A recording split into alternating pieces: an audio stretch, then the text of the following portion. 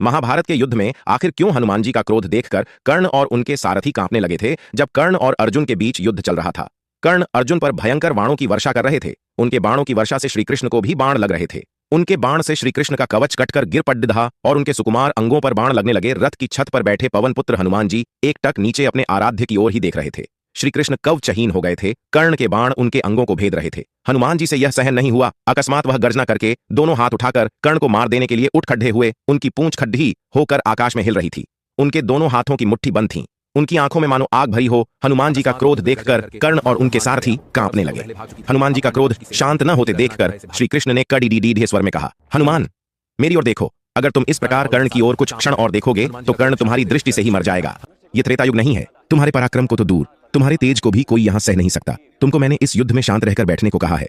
फिर हनुमान जी ने अपने आराध्य देव की ओर नीचे देखा और शांत होकर बैठ गए। दोस्तों, कमेंट में जय श्री राम अवश्य लिख